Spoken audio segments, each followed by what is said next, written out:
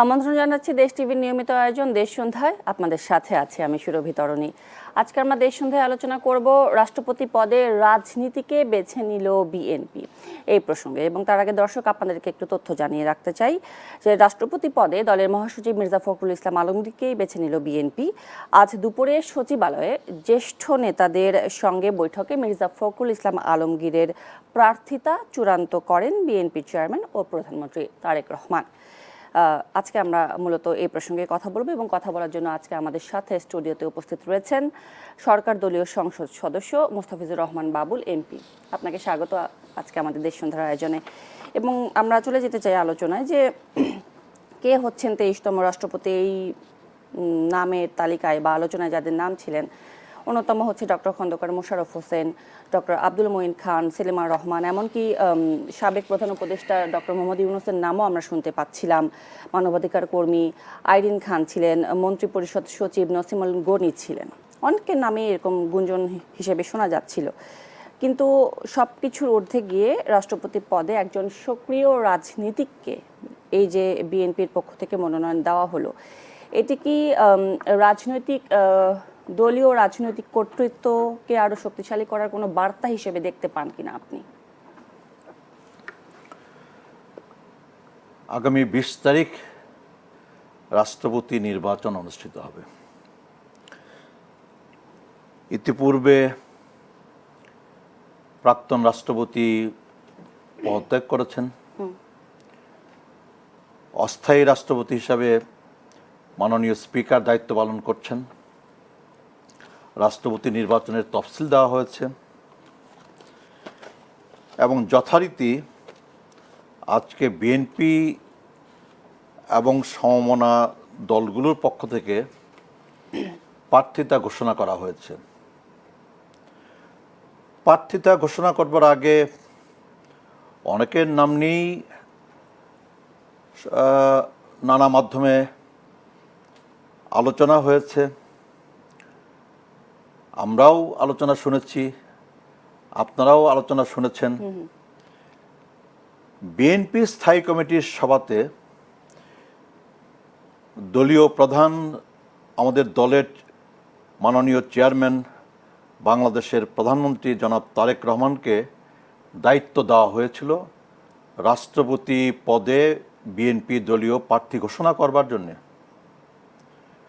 নিশ্চয়ই আপনি খেয়াল করেছেন যে আজকে মাননীয় প্রধানমন্ত্রী, দলের প্রধান, উনি নিজে এককভাবে ওনার উপর ন্যস্ত দায়িত্বের জায়গায় থেকে সিদ্ধান্ত না নিয়ে উনি দলের সিনিয়র নেতৃবৃন্দকে ডেকে আলোচনা করে পরামর্শ করে উনি দলীয় প্রার্থী নির্বাচিত করেছেন। এবং ইতিমধ্যে দলীয় প্রার্থী নির্বাচন কমিশনে মনোনয়নপত্র জমাও তার পক্ষে দেওয়া হয়েছে। দল বেছে নিয়েছে আমাদের দলের সাবেক মহাসচিব, ইতিমধ্যে উনি সাবেক। আমাদের দলের সাবেক স্থানীয় সরকারের মন্ত্রী, ইতিমধ্যে উনি সাবেক মন্ত্রী। একজন বর্ষিয়ান রাজনীতিবিদ, একজন পরীক্ষিত রাজনীতিবিদ, একজন জনপ্রিয়, গ্রহণযোগ্য, সজ্জন রাজনীতিবিদ। কেবল দলের মধ্যে উনি জনপ্রিয় নন, কেবল দলের মধ্যে উনি গ্রহণযোগ্য নন, দলের বাইরে নানা রাজনৈতিক দলের কাছে, দলের বাইরে আমাদের সমাজের নানা শ্রেণী পেশার মানুষের কাছে একজন সৎ, পরিচ্ছন্ন, মেধাবী, উন্নত রাজনৈতিক, সাংস্কৃতিক, আপনার বোধ সম্পন্ন একজন ব্যক্তিকেই বাংলাদেশের, আমাদের রাষ্ট্রের অভিভাবকত্বের দায়িত্ব পালন করবার জন্যে দল তাকেই বেছে নিয়েছে।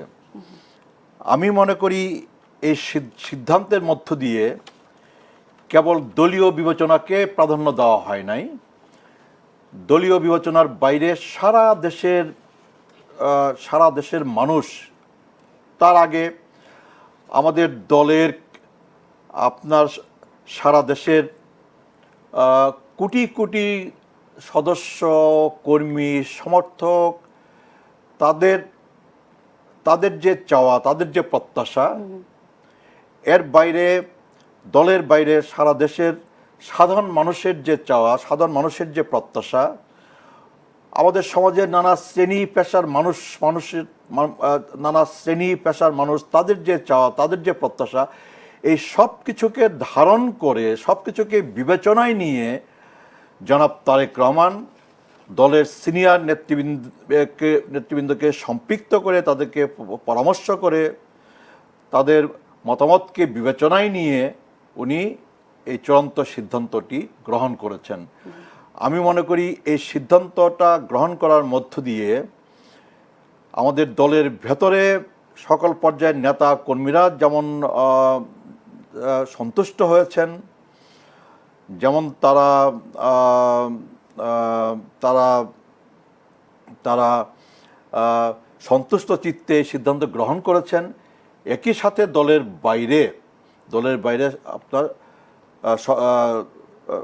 দলের বাইরে অন্যান্য দলের নেতা কর্মী, সমর্থক এবং সাধারণ মানুষও বিএনপি দলের এই সিদ্ধান্তটাকে সাধুবাদ জানাচ্ছে।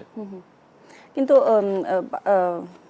বাবুল এমপি সাহেব, আপনি যেটা বললেন যে মির্জা ফখরুল ইসলাম আলমগীর দীর্ঘদিনের একজন রাজনৈতিক ব্যক্তিত্ব এবং অভিজ্ঞতা সম্পন্ন একজন মানুষ, এটা তো নিঃসন্দেহে একটি সবারই জানা কথা, কিন্তু তাকে রাষ্ট্রপতি পদে মনোনয়ন দেওয়ার ফলে এই প্রশ্নটা কি উঠতে পারে কিনা যে তিনি রাষ্ট্রপতি হিসেবে দলীয় রাজনীতির ঊর্ধ্বে গিয়ে সাংবিধানিক নিরপেক্ষতার প্রতীক আসলে কতটা হয়ে উঠতে পারবেন? রাষ্ট্রপতি নির্বাচনে অংশগ্রহণ করার এই সিদ্ধান্তের শুরুতেই উনি দলের সকল পদ থেকে পদত্যাগ করেছেন, সরকারের সকল পদ থেকে উনি পদত্যাগ করেছেন। উনি সরকারের কেউ না, উনি দলের কেউ না। রাষ্ট্রপতি নির্বাচিত হয়ে যাওয়ার পর উনি একজন দল নিরপেক্ষ পদে উনি আসীন হবেন, এবং আমি বিশ্বাস করি একজন দল নিরপেক্ষ পদে আসীন হওয়ার মধ্য দিয়ে উনি দলীয় স্বার্থের ঊর্ধ্বে, দলীয় রাজনীতির ঊর্ধ্বে বাংলাদেশের স্বার্থে, বাংলাদেশের জনগণের স্বার্থে, এই বাংলাদেশে সকল রাজনৈতিক দল মতের মানুষকে ধারণ করে, বাংলাদেশের নানা মতে বিশ্বাসী, নানা আদর্শে বিশ্বাসী মানুষকে ধারণ করে উনি এই বাংলাদেশ, এই রাষ্ট্র উনি পরিচালনায় উনি সক্ষমতার পরিচয় রাখবেন। এই বিশ্বাস আমি এবং আমরা করতেই পারি। তার বিগত দিনের তার যে কর্মকাণ্ড, তার যে রাজনৈতিক অবস্থান, তার যে রাজনৈতিক আচরণ, তার যে কর্মকাণ্ড, তার থেকে আমরা এই সিদ্ধান্তে আমরা আসতেই পারি, এই সিদ্ধান্তে আমরা উপনীত হতেই পারি। জি, আমরা যদি একটু রাষ্ট্রপতি নির্বাচনে যদি কথা বলতে চাই, যে আমি যদি ভুল না করে থাকি যে ৩৫ বছর পর একটি প্রতিদ্বন্দ্বিতাপূর্ণ রাষ্ট্রপতি নির্বাচন হতে যাচ্ছে, আসলে এটি আপনি কিভাবে দেখেন? যে বাংলাদেশের গণতন্ত্রের অগ্রগতি, নাকি শুধুমাত্র নির্বাচন ব্যবস্থায় প্রতিযোগিতা ফেরানোর জন্যই এটি হতে যাচ্ছে? হ্যাঁ, ৩৫ বছর পর যদি আমি ভুল না করে থাকি রাষ্ট্রপতি নির্বাচন অনুষ্ঠিত হচ্ছে। জি, এবং ইন্টারেস্টিং হচ্ছে এই যে বাংলাদেশে এই রাষ্ট্রপতি নির্বাচনে ভোট দিবেন নির্বাচিত সংসদ সদস্যরা। কোন সংসদ? যে সংসদ জনগণের ভোটে নির্বাচিত। এর আগে 2014, 2018, 2024-এর সংসদটাকে জনগণের ভোটে নির্বাচিত সংসদ বলার কোনো সুযোগ নাই। জনগণ ভোট দিয়ে 2014, 18, 24-এ সংসদ নির্বাচনে আপনার অংশগ্রহণ করে সংসদ সদস্য নির্বাচিত করতে পারে নাই। 2024-এর জুলাই আগস্টে রক্তক্ষয়ী অভ্যুত্থানের পরে এই 2026-এর 12ই ফেব্রুয়ারিতে বাংলাদেশের ইতিহাসে একটি অবাধ নিরপেক্ষ সুষ্ঠু নির্বাচন অনুষ্ঠিত হয়েছে। বাংলাদেশের মানুষ দল বেঁধে ভোটকেন্দ্রে তারা গেছেন এবং ব্যালট পেপার হাতে নিয়ে পছন্দমতো প্রার্থীকে ভোট দিয়ে বাংলাদেশের মানুষ জাতীয় সংসদে প্রতিনিধিত্ব করবার জন্য তাদের প্রতিনিধি নির্বাচিত করে পাঠিয়েছেন। এই জাতীয় সংসদ সদস্যরাই আগামী 20 তারিখ রাষ্ট্রপতি নির্বাচনে তারা অংশগ্রহণ করবেন এবং তাদের ভোটেই, জনগণের ভোটে নির্বাচিত সংসদ সদস্যদের ভোটে আপনার বাংলাদেশের রাষ্ট্রপতি 35 বছর বাদে নির্বাচিত হবেন। আচ্ছা, এবং সেই ক্ষেত্রে এই রাষ্ট্রপতি নির্বাচনকে সামনে রেখে ইতিমধ্যে বিরোধী দলের পক্ষ থেকে প্রার্থিতা ঘোষণা করা হয়েছে এবং উনিও নির্বাচন কমিশনে মনোনয়নপত্র জমা দিয়েছেন। অনেকেই বলছেন যে এটাই তো গণতন্ত্রের সৌন্দর্য, এটা প্রতিদ্বন্দ্বিতাপূর্ণ নির্বাচন অনুষ্ঠিত হবে, রাষ্ট্রপতি নির্বাচনে একাধিক প্রার্থী নির্বাচনে অংশগ্রহণ করবে, সংসদ সদস্যবৃন্দ তারা সেই নির্বাচনে অংশগ্রহণ করার মধ্য দিয়ে তাদের মতামত প্রকাশ করার মধ্য দিয়ে রাষ্ট্রপতি নির্বাচন সম্পন্ন করবেন। মানে আপনার এভাবে দেখার সুযোগ আছে। আবার কেউ কেউ মনে করেন যে জুলাই আগস্টের পরে যেই রাষ্ট্রপতি নির্বাচন সামনে অনুষ্ঠিত হচ্ছে, এই রাষ্ট্রপতি নির্বাচনে যদি সকল দল অর্থাৎ জুলাই আগস্টের রক্তক্ষয়ী অভ্যুত্থানে ফ্যাসিবাদ বিরোধী আন্দোলনে, লড়াইয়ে, সংগ্রামে অংশগ্রহণকারী সকল গণতান্ত্রিক রাজনৈতিক দল যদি আলাপ আলোচনা করে মিলে মিশে ঐকমত্যের ভিত্তিতে একক প্রার্থী নির্বাচিত করতে সক্ষম হতেন, হয়তো বা ভালো হতো। কিন্তু তার মানে এই না যে আজকে আপনার ঐকমত্যের ভিত্তিতে একক প্রার্থী নির্বাচন করা সম্ভবপর হয়নি বলে নির্বাচনটা প্রতিদ্বন্দ্বিতাপূর্ণ হবে, প্রতিযোগিতামূলক হবে, একাধিক প্রার্থী নির্বাচনে অংশগ্রহণ করবে, সে কারণে হতাশ হওয়ার কিছু নাই। গণতন্ত্রে প্রতিযোগিতা থাকবে, প্রতিদ্বন্দ্বিতা থাকবে, সেই প্রতিদ্বন্দ্বিতার মধ্য দিয়েই আপনার নির্বাচন অনুষ্ঠিত হবে এবং সেই নির্বাচনের মধ্য দিয়েই রাষ্ট্রপতি নির্বাচিত হবেন। জি, আপনি গণ অভ্যুত্থানের কথা বললেন, তাহলে সেই প্রসঙ্গে যদি আমরা আসতে চাই, যে আমরা দেখেছি যে জুলাই আগস্ট অর্থাৎ গণ অভ্যুত্থানের পরে যে সরকার গঠন হলো, আপনার দৃষ্টিভঙ্গি আসলে কি বলে? সরকার, গণ অভ্যুত্থান কি সরকার পরিবর্তন করতে পারে, নাকি রাষ্ট্র ব্যবস্থা পরিবর্তন করতে পারে আদৌ, নাকি সরকারে থাকা বিএনপি ক্ষমতায় এসে আসলে যেই কাঠামোগত পরিবর্তনগুলো করতে চেয়েছিল সেটি গণ অভ্যুত্থানের পরে কতটুকু এগোতে পারলো সেই পথে? আপনার দৃষ্টিতে আসলে কি ধরা পড়ে? জুলাই আগস্টের রক্তক্ষয়ী অভ্যুত্থানের পরে আমরা রাষ্ট্রের মেরামত চাই, রাষ্ট্র কাঠামোর আমরা আমূল পরিবর্তন চাই। তার জন্যে 31 দফা কর্মসূচি আমাদের আছে, তার জন্য নির্বাচনী ইস্তেহার আমাদের সামনে আছে, তার জন্যে আমাদের সামনে আছে ঐতিহাসিক জুলাই সনদ। আমরা 31 দফার প্রতি আমরা অঙ্গীকারাবদ্ধ, আমরা জুলাই সনদকে আমরা ধারণ করি, আমরা আমাদের নির্বাচনী ইস্তেহারে আমরা প্রতিশ্রুতিবদ্ধ। নির্বাচনী ইস্তেহার ধরে আমরা অগ্রসর হব, জুলাই সনদকে আমরা মাথায় নিয়ে আমরা অগ্রসর হব, 31 দফা কর্মসূচিকে আমরা বাস্তবায়ন করার জন্য আমরা অগ্রসর হব। এবং 12ই ফেব্রুয়ারিতে অনুষ্ঠিত জাতীয় সংসদ নির্বাচনের পরে এই 6 মাস আমরা ইতিমধ্যে পার করতে চলেছি। এই 6 মাসের মধ্যে আমরা কিন্তু বলছি যে আপনার ভোটের আপনার যে কালি, সেই কালি মুছে যাওয়ার আগে, শুকিয়ে যাওয়ার আগে আমরা আমাদের দেওয়া যে প্রতিশ্রুতি, নির্বাচনের আগে জনগণের সামনে আমাদের দলের পক্ষ থেকে যে প্রতিশ্রুতি, যেই ওয়াদা, যে অঙ্গীকার আমরা ব্যক্ত করেছি, আমরা কিন্তু এক এক করে সেই সব ওয়াদা, অঙ্গীকার, প্রতিশ্রুতি বাস্তবায়ন করে আমরা চলেছি। আর মূল প্রশ্ন হচ্ছে যে জুলাই সনদের যে রাজনৈতিক দিক, জুলাই সনদের যে সাংবিধানিক দিক, তার কি হবে, এটাই বোধ ঘুরে ফিরে আপনি প্রশ্ন করতে চান। ইতিমধ্যে জুলাই সনদের যে রাজনৈতিক দিক কিংবা সাংবিধানিক দিক, সেই সব দিক আপনার বাস্তবায়ন করবার জন্যে আমাদের সংবিধানের কতগুলো পরিবর্তন আনা জরুরি এবং সেই সংবিধানের সেই সব পরিবর্তন আনার জন্যে ইতিমধ্যে সংবিধান সংশোধনী আপনার কমিটি সংসদের পক্ষ থেকে গঠন করা হয়েছে। 17 সদস্য বিশিষ্ট একটি সংবিধান সংশোধন কমিটি গঠিত হয়েছে এবং সেই কমিটি ইতিমধ্যে কার্যক্রম শুরু করেছে।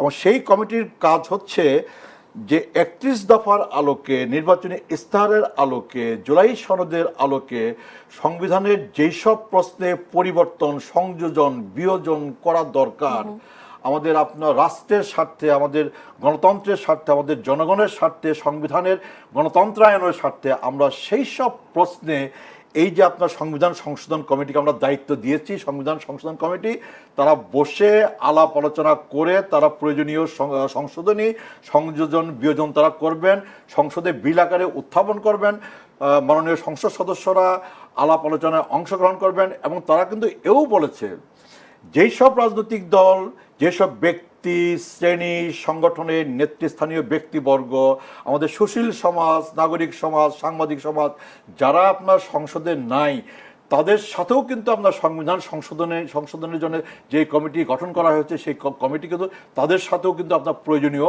আলাপ আলোচনা করবে। সমাজের সকল শ্রেণী পেশার মানুষের সাথে আলাপ আলোচনা করে যেন একটি উন্নত সমৃদ্ধ সংবিধান প্রণয়ন করবার জন্য প্রয়োজনীয় সংশোধনী আনা এই সংবিধান সংশোধনী কমিটির পক্ষে সম্ভবপর হয়। তার জন্য কিন্তু বিএনপির আন্তরিকতার কোনো ঘাটতি নাই, কোনো ঘাটতি থাকবে না। একটু অপেক্ষা করবেন এবং দেখবেন যে বিএনপি কোন পথে অগ্রসর হয়, বিএনপি কদ্দূর করে, কদ্দূর বাস্তবায়িত করে। নিশ্চয়ই, অর্থাৎ বিএনপি সরকারে এসে রাষ্ট্র সংস্কার ও প্রাতিষ্ঠানিক স্বাধীনতার কথা তো বারবার করে বলছে। এই প্রসঙ্গে আবারও একটু ফিরতে চাই, তবে একটি বিরতির পরে ফিরে আসবো এমপি সাহেব আপনার কাছে। দর্শক, দেশ সন্ধ্যা থেকে নিচ্ছি একটি বিরতি, সাথেই থাকবেন।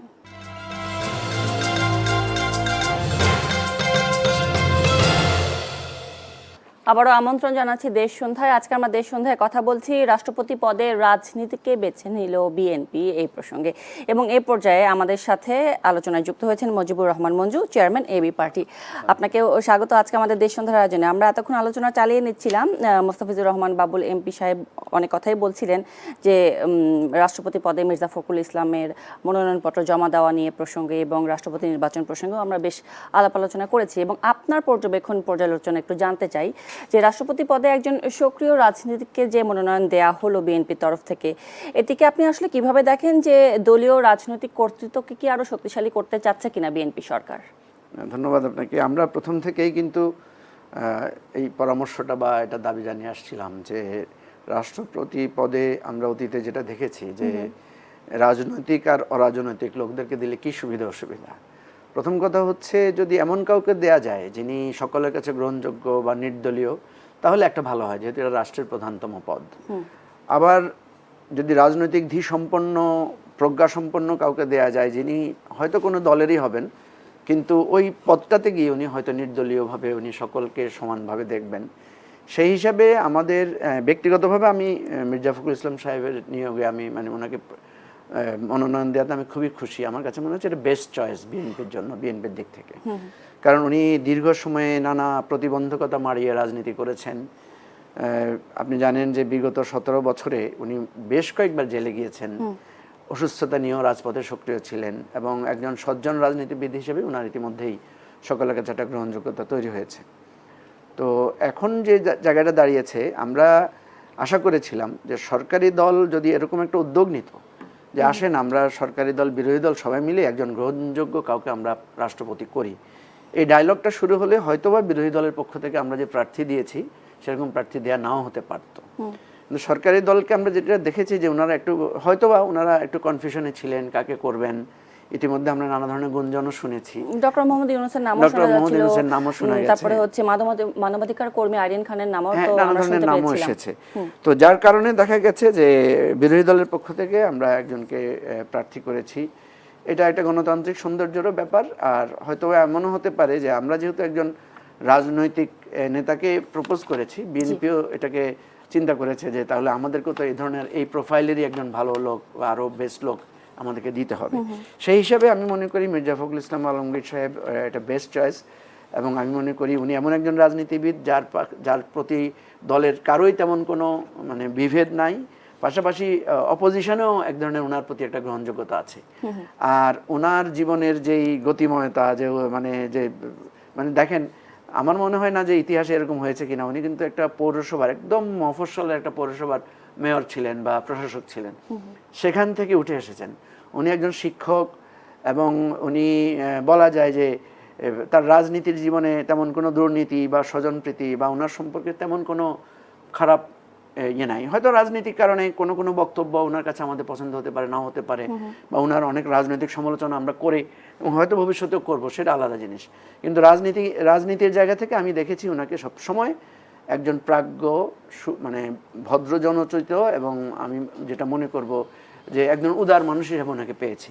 এখন কথা হচ্ছে যে বিএনপি এই যে রাজনীতির বিদকে যে দিয়েছেন, আমরা দেখেছি বিএনপি কিন্তু অতীতে তার যে সমস্ত লোকদেরকে তারা রাষ্ট্রপতি হিসেবে দিয়েছিল, আরও আগেও কিন্তু রাজনীতিবিদ দিয়েছিলেন। আপনি জানেন যে বদরুদ্দোজা চৌধুরীকে দিয়েছিলেন, কিন্তু বদরুদ্দোজা চৌধুরীর সাথে বিএনপির সম্পর্কটা ভালো যায় নাই। ওনাকে বলা যায় যে ওনাকে অনেকটা ফোর্সফুলি ওনাকে পদত্যাগ করানো হয়েছে। এর বাইরে আবার নির্দলীয়ভাবে শিক্ষক আকারে, বা নির্দলীয় বলবো না, কিছুটা ইয়াজউদ্দিন আহমেদ সাহেবকে বিএনপি চয়েস করেছিল, কিন্তু বিএনপি এই চয়েসটাও পরে দেখা গেছে যে এটা উনি টাইমলি ভালো সার্ভিস দেন নাই, বা রাষ্ট্রের জায়গা থেকে উনি সাহসী ভূমিকা রাখতে পারেন নাই। বিএনপির এই অল্প কিছু এই যে নিয়োগগুলোর মধ্যে আমার কাছে মনে হচ্ছে আব্দুর রহমান বিশ্বাস, উনিও রাজনৈতিকভাবে নিয়োগপ্রাপ্ত ছিলেন, বা রাজনীতিবিদ আকারে ওনাকে বিবেচনা করা হয়েছিল। ওনার পারফরমেন্স ছিল আমার দৃষ্টিতে খুবই সাহসী এবং বোল্ড, এবং উনি কিন্তু একটা সেনা বিদ্রোহকে ঠেকিয়ে দিয়েছিলেন। এখন যেটা দাঁড়াচ্ছে, মির্জা ফখরুল সাহেবকে এই যে মাঝপথে এসে দেওয়ার কারণে বিএনপি যে কৌশলটা নিয়েছে, যেটা নিয়ে আমরা একটু ক্রিটিক করেছি, সেটা হচ্ছে বিএনপি চেয়েছে যে এই সরকারের পতনের পরে যে ইন্টারিমটা আসবে বা যে কেয়ারটেকার গভর্নমেন্টটা হবে হোপফুলি, সেটা এই প্রেসিডেন্টের অধীনে থাকবে। অর্থাৎ তারা ওই সময়টা তাদের একজন প্রেসিডেন্ট থাকতে চেয়েছিলেন। কিন্তু ইতিহাস হচ্ছে ওই জায়গায় মঞ্জু সাহেব যে আসলে সাংবিধানিক নিরপেক্ষতার দিক থেকে যদি আমরা একটু দেখতে চাই, সেখানে আসলে মির্জা ফখরুল ইসলাম আলমগীর সাহেব কতটুকু ভূমিকা পালন করতে পারবেন বলে আপনার মনে হয়? ওনার প্রতি যে আমাদের হোপ, আমার কাছে মনে হয় যে এরকম একটা পদের জায়গায় গিয়ে উনি হয়তো নিরপেক্ষতা রাখবেন। যদি না রাখেন তাহলে কিন্তু এটা ওনার লাইফ, মানে এই যে ওনার সারা জীবনের অর্জন, ওটা কিন্তু সেখানে গিয়ে নিঃশেষ হয়ে যাবে, বা সেটা একটা বিতর্কের জায়গায় যাবে। এটা অতীতে অনেকের গিয়েছে। আওয়ামী লীগের এই যে ধরেন আওয়ামী লীগের প্রেসিডেন্টদের কথা কেউই মনে রাখছে না, সবাই তাদেরকে তুচ্ছতাচ্ছিল্য করছেন। বা আপনি ইয়াজউদ্দিন আহমেদ সাহেবের মতো একজন শিক্ষক, যিনি আপাদমস্তক শিক্ষক ছিলেন, কিন্তু ওনার বিদায়টা সুন্দর হয় নাই। কিন্তু মির্জা ফখরুল ইসলাম আলমগীর যদি মানে ওনাকে যদি হায়াত আল্লাহ বাঁচিয়ে রাখেন এবং সে পর্যন্ত থাকেন, একটা কঠিন পরীক্ষা ওনার আসবে। দেখেন এবারে যেটা হয়েছে যে পার্লামেন্ট বিএনপি যতবারই ক্ষমতায় এসেছে ততবারই বিএনপিকে তো কঠিন পরীক্ষার মধ্যে দিয়ে যেতে হচ্ছে। এবারে দেখেন কি হয়েছে, পার্লামেন্ট বিএনপির প্রেসিডেন্ট কিন্তু আওয়ামী লীগের নিয়োগকৃত। এই আওয়ামী লীগের নিয়োগকৃত প্রেসিডেন্টকে তার ইচ্ছার বিরুদ্ধে হোক, তাকে কিন্তু গুণগান গাইতে হয়েছে বিএনপির, জিয়াউর রহমানের, আবার শেখ হাসিনা তাকে যে নিয়োগ দিয়েছিল শেখ হাসিনার বিরুদ্ধে তার কথা বলতে হয়েছে। এরকম যাতে না হয় যে মির্জা ফখরুল ইসলাম আলমগীরকে আগামী দিনের হয়তো এমন পরিস্থিতি হতে পারে যে যদি বিএনপি সরকার না আসে, তৎকালীন সরকারের ইচ্ছায় হয়তো বক্তব্য দিতে হবে, এবং সেটা হয়তো আমার মনে হয় না যে মির্জা ফখরুল ইসলাম আলমগীর সেই পর্যায়ে মানে এই ধরনের কন্ট্রোভার্সিয়াল জায়গাটাতে উনি থাকবেন। তারপর আমি মনে করি যেটা হয়েছে, এটা বিএনপির জায়গা থেকে রাজনৈতিক বিবেচনায় মির্জা সাহেবের মতো একজন ব্যক্তি, এটাকে আমি মনে করি যে গুড চয়েস। ধন্যবাদ আপনার বিশ্লেষণের জন্য মজিবুর রহমান মঞ্জু সাহেব। এ পর্যায়ে মোস্তাফিজুর রহমান বাবুল সাহেব, আপনার কাছে একটু মঞ্জু সাহেবের বক্তব্যের একটু তুলনা জানতে চাচ্ছি, যেটি বললেন যে সাবেক রাষ্ট্রপতি চুপ্পু সাহেবের মতো অবস্থা কি যদি ভবিষ্যতে হতে পারে কিনা মির্জা ফখরুল ইসলাম আলমগীরের রাষ্ট্রপতি হিসেবে? না, কেন হবে? আবার যদি বিএনপি ফেল করে যায়, জুলাই আগস্টের অভ্যুত্থানের ভেতর দিয়ে 12ই ফেব্রুয়ারিতে অনুষ্ঠিত জাতীয় সংসদ নির্বাচনের ভেতর দিয়ে জনমনে বিপুল প্রত্যাশা তৈরি হয়েছে। একটা কঠিন পরিস্থিতির মধ্যে বিএনপিকে যাত্রা শুরু করতে হয়েছে এই বিপুল প্রত্যাশাটাকে সামনে নিয়ে। এখন এই বিপুল প্রত্যাশা পূরণে যদি বিএনপি ব্যর্থ হয়ে যায়, এবং সেই প্রেক্ষিতে যদি সরকারের পতন ঘটে যায়, সরকার যদি তার মেয়াদকাল পুরো করতে না পারে, সেই প্রেক্ষিতে মঞ্জু ভাই যেটি বললেন, সেই পরিস্থিতির মুখোমুখি আগামী 20 তারিখের পরে যিনি রাষ্ট্রপতি নির্বাচিত হবেন তাকে সেই পরিস্থিতির মুখোমুখি হতে হবে। আমি বিশ্বাস করতে চাই, আমি আস্থা রাখতে চাই বাংলাদেশে সেই পরিস্থিতির মুখোমুখি আগামী 20 তারিখ অনুষ্ঠিত রাষ্ট্রপতি নির্বাচনের মধ্য দিয়ে যিনি রাষ্ট্রপতি নির্বাচিত হবেন তাকে সেই পরিস্থিতির মুখোমুখি হতে হবে না। তার জন্যে বর্তমান সরকার প্রধান জনাব তারেক রহমানের সরকার এবং আমরা জনগণের মনে সৃষ্ট বিপুল প্রত্যাশা পূরণে আমরা কাজ করে যাচ্ছি। আর বেশি বেশি করে কাজ করতে হবে জনস্বার্থের প্রশ্নে, রাষ্ট্রের প্রশ্নে, দেশের প্রশ্নে আর বেশি বেশি করে কাজ করার মধ্য দিয়ে জনগণের আস্থা, ভালোবাসা, সমর্থন নিয়ে আমাদের পুরো সময়টা আমরা পার করতে চাই এবং আগামী দিনেও আমরা বাংলাদেশের মানুষের খেদমত করতে চাই, সেই সুযোগটা আমরা তৈরি করতে চাই। জি, ধন্যবাদ মোস্তাফিজুর রহমান বাবুল এমপি সাহেব। আমি এ পর্যায়ে মুজিবুর রহমান মঞ্জু সাহেব আপনার কাছে জানতে চাই যে আমরা তো দেখছি সবসময় বিএনপি ক্ষমতায় আসার পর থেকে রাষ্ট্র সংস্কারের কথা বলছে, সাংবিধানিক স্বাধীনতার কথা বলছে, প্রাতিষ্ঠানিক স্বাধীনতার কথা বলছে। তখন রাষ্ট্রপতি পদে একজন দলীয় রাজনীতিবিদকে মনোনয়ন দেওয়া বা বেছে নেওয়ার মধ্যে কি কোনো সাংঘর্ষিক বার্তা আপনি দেখতে পান কিনা? হ্যাঁ, আপনি যেটা বলেছেন যে বিএনপির ক্ষমতায় আসার পরে সংস্কারের কথা বলছে, কথাটা কিন্তু এরকম না। বিএনপি কিন্তু আগে থেকেই সংস্কারের কথা বলছে, প্রায় ধরেন না 8-10 বছর আগ থেকে এই সংস্কারের আলাপগুলো তুলেছে। বিএনপির প্রাথমিকভাবে 27 দফা বা 26 দফা ছিল, পরে এটা আরও অন্যান্য দলের সাথে আলাপ আলোচনা করে এটাকে 31 দফায় নিয়ে আসা হয়েছে। এটা হচ্ছে একটা দিক যে বিএনপি 31 দফার একটা সংস্কার বা রাষ্ট্র মেরামতের রূপরেখা সে দিয়েছে, বা রাষ্ট্র এটাকে কি বলা যায়, ওই যে রাষ্ট্র মেরামত চলছে যেটা তরুণরা বলেছিল, ওইটাকে বিএনপি ধারণ করেছে। এটা হচ্ছে তার প্রমিস। বাট বাস্তবতায় যদি আমি দেখি, আমি যদি সমালোচনার দৃষ্টিকোণ থেকে দেখি, আমি দেখব যে বিএনপি কিন্তু এই প্রমিস রক্ষার ব্যাপারে এখনো বিএনপি বলছে করবে। এখনো করার জায়গায় আমরা খুব বেশি বোল্ড কোনো স্টেপস আমরা দেখি নাই, বরং কোনো কোনো ক্ষেত্রে আমরা দেখেছি যে বিএনপি কিছুটা পিছু হটেছে। কিসে কিসে হটেছে আমি সেটা বলতে পারবো স্পেসিফিক সময় থাকলে। দ্বিতীয় কথা হচ্ছে রাষ্ট্রপতি ইস্যুতে বিএনপির যে প্রমিস ছিল, যে সংস্কারের কথা ছিল, সেটা হচ্ছে প্রধানমন্ত্রী এবং রাষ্ট্রপতির মধ্যে একটা ক্ষমতার ভারসাম্য আনয়ন করবেন। সেই জায়গায় রাষ্ট্রপতি এখন আমাদের যিনি আছেন, এখন আমাদের রাষ্ট্রপতির যে প্রভিশন আছে, রাষ্ট্রপতি কেবলমাত্র প্রধানমন্ত্রী নিয়োগ করা এবং চিফ জাস্টিস নিয়োগ করা, এই দুইটাই ওনার এখতিয়ার। আর সব বিষয়ে ওনাকে ওনার নিজস্ব কোনো মত নাই বা নিজস্ব কোনো এখতিয়ার নাই ওনার।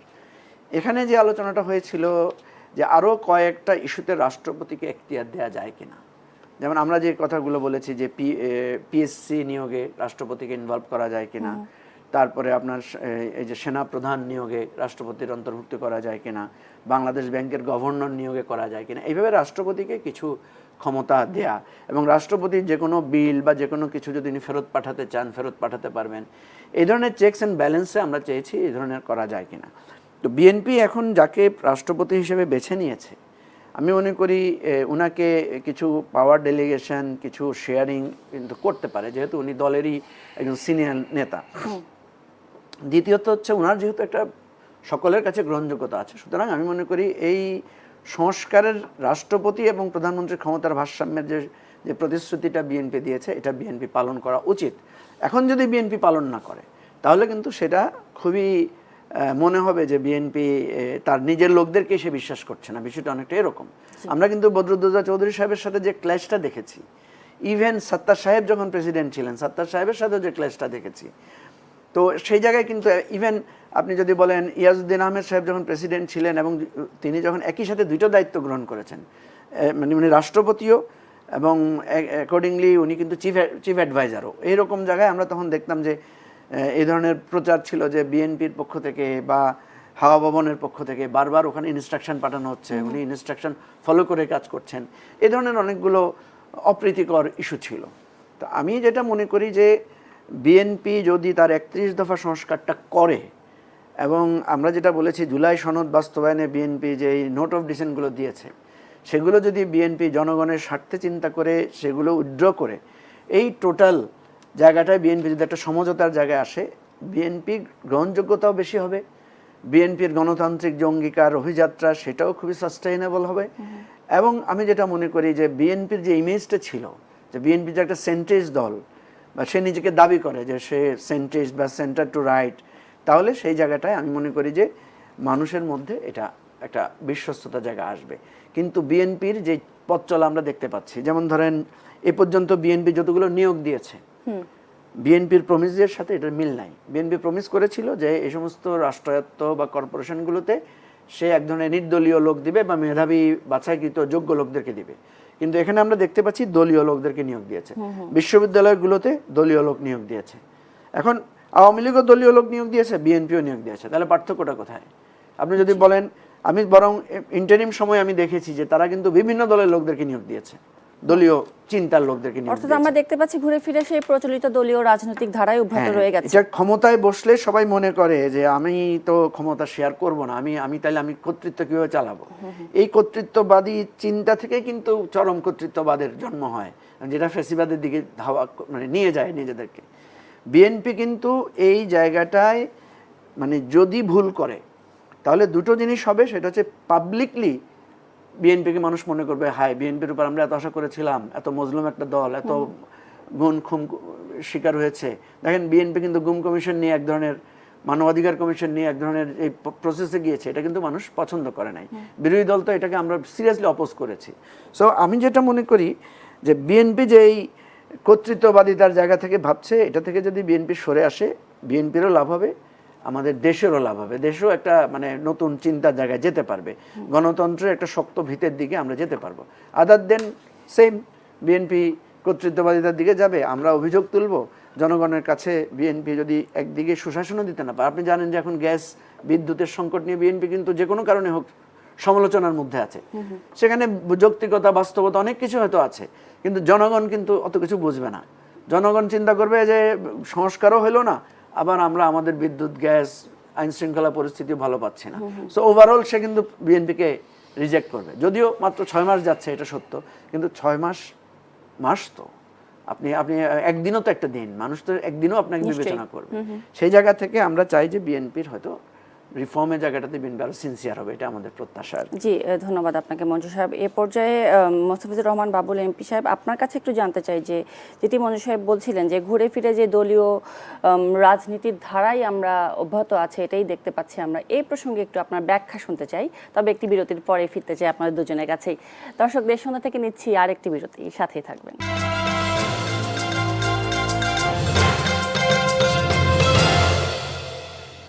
আবারও আমন্ত্রণ জানাচ্ছি দেশ সন্ধ্যায়। আজকে আমরা দেশ সন্ধ্যায় কথা বলছি রাষ্ট্রপতি পদের রাজনীতিকে বেছে নিল বিএনপি এই প্রসঙ্গে, এবং এ পর্যায়ে মোস্তাফিজুর রহমান বাবুল এমপি সাহেব, আপনার কাছে জানতে চাই যে বিরতিতে যাবার আগে আপনাকে প্রশ্ন করে গিয়েছিলাম যে আমরা যদি দলীয় রাজনীতির সেই আগের ধারাগুলোই অব্যাহত থাকতে দেখি, তাহলে আসলে আপনার দৃষ্টিতে আপনি কিভাবে এটিকে ব্যাখ্যা করবেন? সেই সাথে আরও একটি প্রশ্ন জুড়ে দিতে চাই যে যেই গণতান্ত্রিক যাত্রার কথা বিএনপি বলেছিল, যে ক্ষমতার ভারসাম্যের প্রতিশ্রুতি দিয়েছিল, এবং যেটি মঞ্জু সাহেবও বললেন যে এখন পর্যন্ত বিএনপি ক্ষমতায় আসার পর যতগুলো নিয়োগ হয়েছে সবগুলোই প্রায় দলীয়ই বলা চলে, এবং গুম কমিশন নিয়ে, মানবাধিকার কমিশন নিয়ে যেসব সিদ্ধান্ত হয়েছে সেটি নিয়ে আসলে জনগণও আসলে খুব একটা খুশি নয়। সব মিলিয়ে আপনি আসলে কি বলবেন যে পরিবর্তনটা যে হলো তা আসলে কতটা কাঠামোগত হলো? সকল পরিবর্তন এখনো দৃশ্যমান না, বাট প্রক্রিয়া চলমান।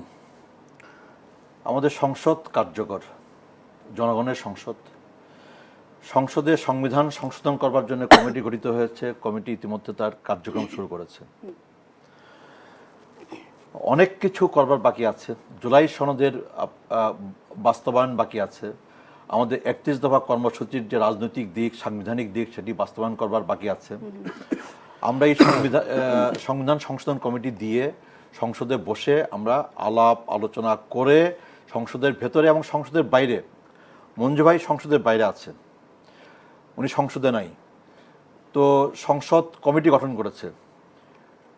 এই সংসদীয় কমিটি তারা সিদ্ধান্ত নিয়েছে যারা সংসদে নাই, যাদের মতামত দেওয়ার যোগ্যতা আছে, যারা মতামত দেওয়ার অধিকার রাখে, সকল রাজনৈতিক দল, তার নেতৃত্ব, নানা শ্রেণী পেশার মানুষ, নাগরিক সমাজ, সংবিধান বিশেষজ্ঞ, আইনজীবী, সকলের সাথে আলাপ আলোচনা করে যেন সংবিধান সংশোধনে যেন একটা একটা একটা একটা একটা কার্যকর, একটা বাস্তবসম্মত এবং একটা গণতান্ত্রিক সিদ্ধান্ত, এটা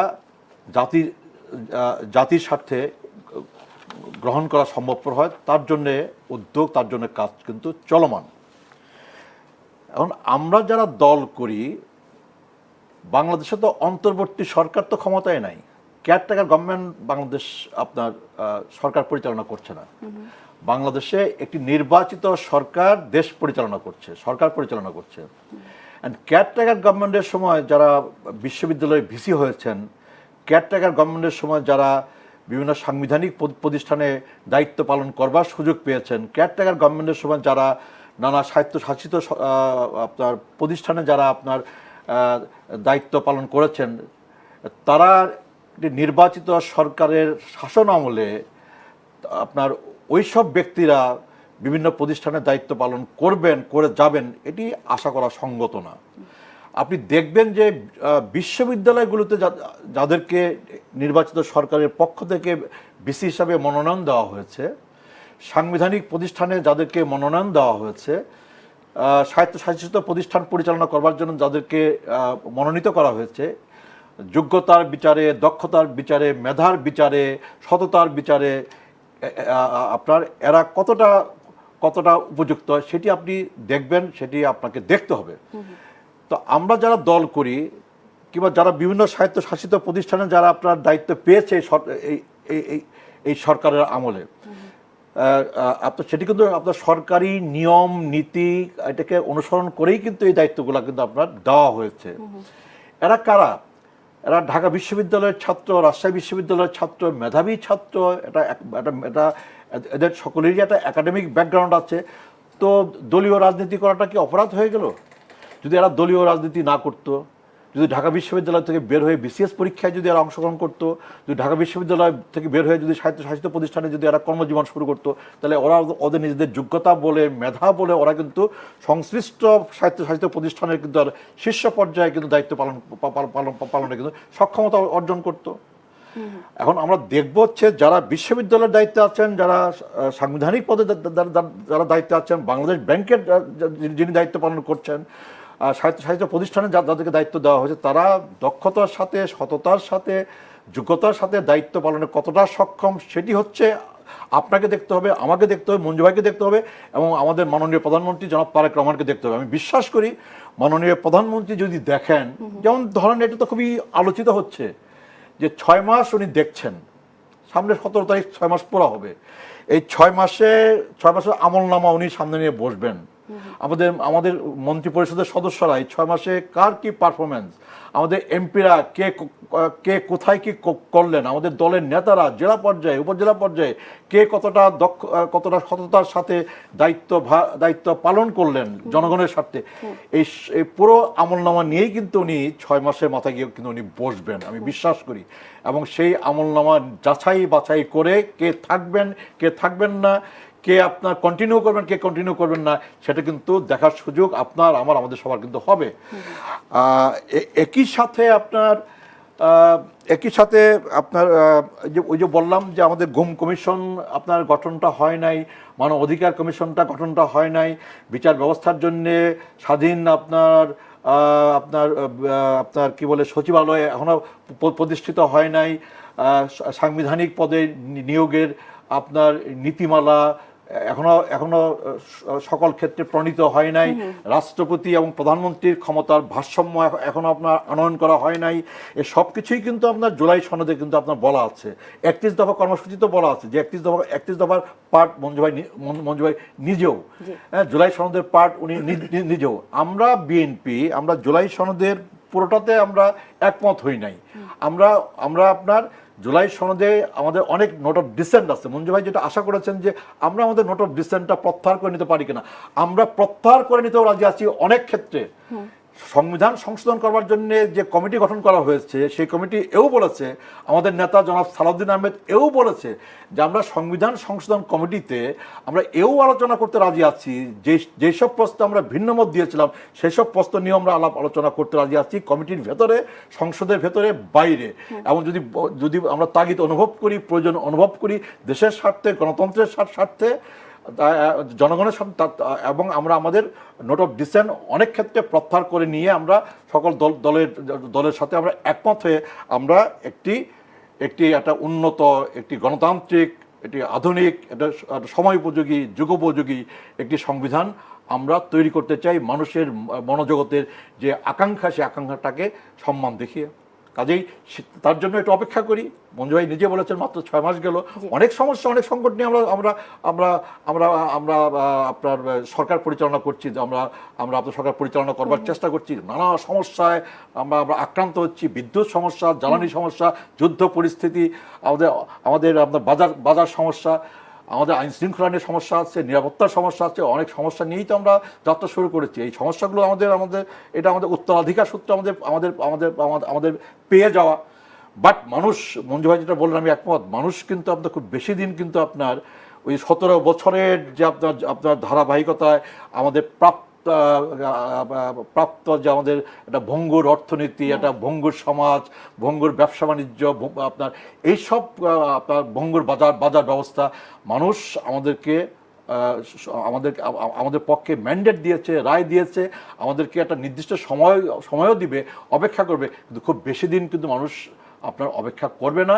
তার জন্যে বর্তমান সরকার প্রধানকে উনি দিন রাত পরিশ্রম করছেন, মানুষের সামনে একটা নতুন নজির উনি স্থাপন করেছেন, একটা নতুন ইমেজ উনি তৈরি করেছেন, এবং সেটাকে ওনার রক্ষা করতে হবে, এবং ওনার দলকে রক্ষা করতে হবে, ওনার সরকারকে রক্ষা করতে হবে।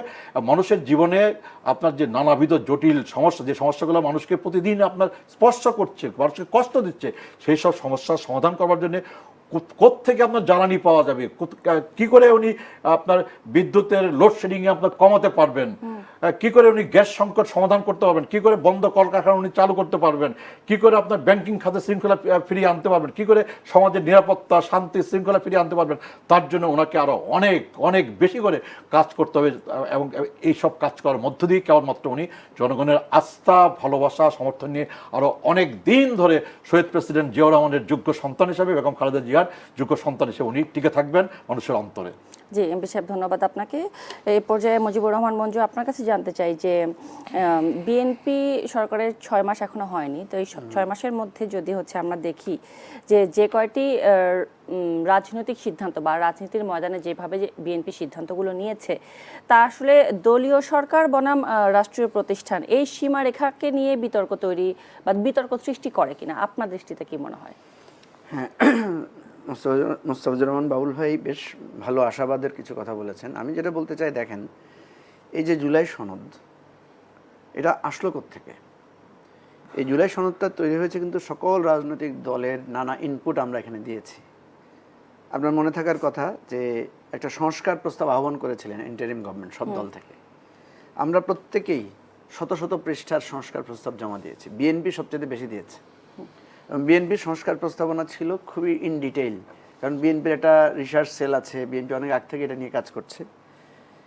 এই সংস্কার প্রস্তাবগুলোর ভিত্তিতে কিন্তু এই জুলাই সনদটা প্রণীত হয়েছে, এবং এই জুলাই সনদ এবং আমাদের ওই সংস্কার প্রস্তাবের আলোচনা থেকে কিন্তু 133টা অধ্যাদেশ জারি হয়েছে। অধ্যাদেশ মানে কি? অধ্যাদেশ কিন্তু আইন, এটা হচ্ছে অস্থায়ী আইন। একটা অধ্যাদেশ আর পার্লামেন্টে পাশ করা আইনের মধ্যে পার্থক্য এতটুকু যে আইনটা পার্লামেন্টে পাশ হওয়ার কথা, যেহেতু পার্লামেন্ট ছিল না, এটা একটা ক্ষমতা বলে এই আইনটা জারি হয়, পরে পার্লামেন্ট যখন এটা এগ্রি করে, এটা আইন আকারে স্থায়িত্ব পায়। সমস্যা হচ্ছে এই 133টা অধ্যাদেশের মধ্যে বিএনপি মাত্র 98টা অধ্যাদেশকে আইনে পরিণত করেছে। তো এই যে 98টা আইন পরিণত করলেন, এগুলোর জন্য তো আপনাকে সময় নিতে হয় নাই, এগুলো নিতে আপনাকে নানা, ওই যে উনি যেটা বলছেন সবার সাথে পরামর্শ করতে হবে, করতে তো হয় নাই। কেন হয় নাই? কারণ এই পরামর্শ অলরেডি আগে করে ফেলা হয়েছে। এই কাজগুলো আগে করে, গবেষণা করে, নানা ধরনের মতামতের ভিত্তিতে এটা ইমপ্লিমেন্ট করা হয়েছে। এখন দুর্ভাগ্য হচ্ছে যে 98টার বাইরে আমরা দেখছি 20 থেকে 22টা খুবই বেসিক অধ্যাদেশ ওনারা আইনে পরিণত করেন নাই। কোনোটা ওনারা পরিণত না করার কারণে বাতিলও হয়ে গেছে। যেমন সুপ্রিম কোর্টের কথা উনি বলেছেন, আমি আপনাকে দুটো বিএনপির দুটো কমিটমেন্ট পড়ে শোনাই। যেটা বাউল ভাই বলেছেন যে বিএনপির কি কোনো অযোগ্য লোককে নিয়োগ দিয়েছে? না, অযোগ্য লোক নিয়োগ দিবে কেন? কারণ যোগ্যতার জায়গায় অসুবিধা নেই। আমরা তো এখানে যোগ্যতা নিয়ে প্রশ্ন করছি না। আপনি দেখেন বিএনপি যে 31 দফার মধ্যে 9 নম্বর দফায় বিএনপি কি বলছে, রাষ্ট্রের সকল সাংবিধানিক, আইনগত ও স্বায়ত্তশাসিত প্রতিষ্ঠানকে দলীয়করণের প্রভাবমুক্ত করে স্বচ্ছ ও জবাবদিহিমূলক প্রতিষ্ঠানে রূপান্তরিত করা হবে, দলীয় মুক্তকরণ করে। ঠিক আছে, তারপরে বলছে এজন্য প্রয়োজনীয় আইন সংস্কারের মাধ্যমে এসব প্রতিষ্ঠানের পুনর্গঠন করা হবে। গুরুত্বপূর্ণ সাংবিধানিক পদগুলোতে নিয়োগের আগে সংসদীয় কমিটির শুনানি ও ভেটিং প্রক্রিয়া চালুর প্রস্তাব দেওয়া হচ্ছে, যাতে নিয়োগপ্রাপ্ত ব্যক্তির যোগ্যতা ও নিরপেক্ষতা নিশ্চিত হয়। শুধু যোগ্যতা না, নিরপেক্ষতা নিশ্চিত হয়। এবং এটা করা হবে কিভাবে? পার্লামেন্টে আলোচনা হবে, কমিটিতে ভেটিং হবে, দেন হবে। আমরা দেখছি বিএনপি এই যে যতগুলো নিয়োগ দিয়েছে, একটাতেও ভেটিং, পার্লামেন্টারি আলোচনা এগুলো করেন নাই। ওয়েল, এটার জন্য আমরা একটা ব্যাখ্যা চাই। আপনারাই বলেন, জনগণ তো এটা বিবেচনা করবে যে এটা কি আপনার 31 দফার এই 9 দফার সাথে সঙ্গতিপূর্ণ না সাংঘর্ষিক। দ্বিতীয় হচ্ছে দেখেন 10 নম্বরে বলছে যে জুডিশিয়াল কমিশন গঠন, সুপ্রিম জুডিশিয়াল কাউন্সিল পুনঃপ্রবর্তন ও সংবিধানের আলোকে বিচারপতি নিয়োগ আইন প্রণয়ন করবেন ওনারা। কিন্তু আমরা দেখছি এই অধ্যাদেশটা, আইনটা প্রণয়ন করা হয়েছিল ইন্টারিম সময়, কিন্তু বিএনপি এসে এটাকে বাতিল করে দিয়েছে। এখন বিচারপতি নিয়োগ দিচ্ছেন কারা? ওনারা নিয়োগ দিচ্ছেন। ওনারা নিয়োগ দিলে কি হবে? আমরা তখন প্রশ্ন তুলব, এই বিচারপতিরা ন্যায়সঙ্গতভাবে, নিরপেক্ষভাবে বিচার করতে পারবেন না। এই যে দেখেন ভাইস চ্যান্সেলরগুলোর কি পরিস্থিতি হচ্ছে, ওনাদের যখন দেখা যাচ্ছে ছাত্রদল শিবির মারামারি হচ্ছে, তখন উনি যেহেতু বিএনপির লোক, উনি স্বাভাবিকভাবে ওনার নিরপেক্ষতা ক্ষুণ্ণ হচ্ছে এবং ওনার সামনে মারামারি হচ্ছে, ওনার সামনে কিছু হচ্ছে, উনি কিছু করতে পারছেন না। হয় উনি পক্ষপাতিত্ব করছেন, না হয় ওনার এখানে ওনার মানে এই পজিশনটা ওইভাবে উনি দৃঢ়ভাবে প্রয়োগ করতে পারছেন না। এই প্রবলেমগুলো আমরা বছরের পর বছর ধরে দেখেছি বলেই তো এই মানে পরিবর্তনের বা সংস্কারের আলোচনাগুলো এসেছিল। তো এই জন্য দেখেন দুটো পাশ, একটা হচ্ছে থিওরিটিক্যালি আপনি সংস্কার করবেন, আর একটা হচ্ছে প্র্যাকটিক্যালি মানুষ কি দেখতে চায়। আচ্ছা, সাধারণ মানুষ কি সংবিধান নিয়ে অত কনসার্ন? সে যদি বিচার বিভাগ, সুপ্রিম জুডিশিয়াল কাউন্সিল কি সে তো এত বদার না, বোঝেও হয়তো কম। আমরা অত আন্ডারমাইন করছি না, কিন্তু সাধারণত বলছি আর কি, বোঝার কথা না। কিন্তু সে কি বুঝে? সে সুশাসনকে বুঝে তার দৈনন্দিন জীবনযাত্রা দিয়ে। আপনি দেখেন 700 কারখানা বন্ধ হয়ে আছে, মানে আজকে ছুটি চলছে অনির্ধারিত, শুধু তাদের গ্যাস সংযোগের অভাবে তারা প্রোডাকশন চালাতে পারছে না। তাহলে এই 700 কারখানার কর্মীগুলো কিছুদিন পরে দেখা ছাঁটাই হয়ে যাবে, ওই ফ্যাক্টরির মালিকরা কারখানা চালাতে পারবে না। তাহলে বিএনপি যেখানে কোটি আপনার কি কর্মসংস্থানের কথা বলেছিল, আমি তো দেখছি হাজার হাজার কর্মসংস্থান, মানুষ বেকার হয়ে যাচ্ছে। দ্বিতীয় হচ্ছে দেখেন 1000 ফ্যাক্টরি বাংলাদেশে, সব কিছু রেডি, কিন্তু শুধু গ্যাস সংযোগের অভাবে তারা প্রোডাকশনে যেতে পারছে না। তাহলে এখানে কিন্তু ব্যাংকের লোন, হাজার হাজার কোটি টাকা এখানে লোন জমা হয়ে এগুলো কিন্তু সিক হয়ে যাচ্ছে ইন্ডাস্ট্রিগুলো। আচ্ছা, আপনার লোকাল ইন্ডাস্ট্রি যদি সিক হয়ে যায়, বিদেশি ইন্ডাস্ট্রিয়ালরা আপনার এখানে আসবে? সে যখন যাচাই করতে আসবে, সে দেখবে আরে লোকাল ইন্ডাস্ট্রিগুলো তো বন্ধ হয়ে যাচ্ছে, আমি যাই ওখানে কিভাবে ইনভেস্ট করব। তাহলে বিএনপির এফোর্টগুলো তো কাজে লাগছে না। বিএনপি সারাদিন ধরেন, বিএনপি তো মানে সরকারের, আমি বিএনপি না, আমি বলছি সরকারের তো না এজেন্সি আলাদা আলাদা কাজ করছে। যে বিদেশি বিনিয়োগ আনার জন্য যে পরিশ্রম করছে, তার পরিশ্রম তো বৃথা হয়ে যাচ্ছে। কারণ সে যখন অনেক লোককে সম্মত করাচ্ছে, সে বলবে যে তোমার দেশের নিজেরই তো কারখানা বন্ধ, আমার কারখানা বন্ধ হয়ে গেলে আমি ইনভেস্ট করবো কিভাবে? তাহলে একটার সাথে একটা রিলেটেড। এই জন্য যে কথাটা বলেছে, আইন শৃঙ্খলা পরিস্থিতি, দুর্নীতি, ব্যাংকিং খাতের অবস্থা, বিএনপি যদি এই দুটো জায়গায় করতে না পারে, কারণ আমরা কনসার্ন, যেহেতু আমাদের সাথে চুক্তি হয়েছিল, আমাদের সাথে কথা হয়েছিল, আমরা অনেক কষ্ট করে এই জুলাই সনদ তৈরি করেছি। আপনি যখন জুলাই সনদ মানবেন না, আমি তখন বলবো যে আপনি এদিকে প্রতিশ্রুতির লঙ্ঘন করেছেন, আপনি সরকারও চালাতে পারছেন না, জনগণের কষ্ট দূর করতে পারছেন না। অর্থাৎ জনগণের প্রত্যাশার দিকে আরো নজর দিতে হবে বিএনপিকে। অসংখ্য ধন্যবাদ মুজিবুর রহমান মঞ্জু এবং মোস্তাফিজুর রহমান বাবুল এমপি সাহেব, আপনাদের দুজনকে আজকে আমাদের দেশ সন্ধ্যায় সময় দেওয়ার জন্য। দর্শক, এই ছিল আজকের মতো দেশ সন্ধ্যার আয়োজনে। ধন্যবাদ সবাইকে।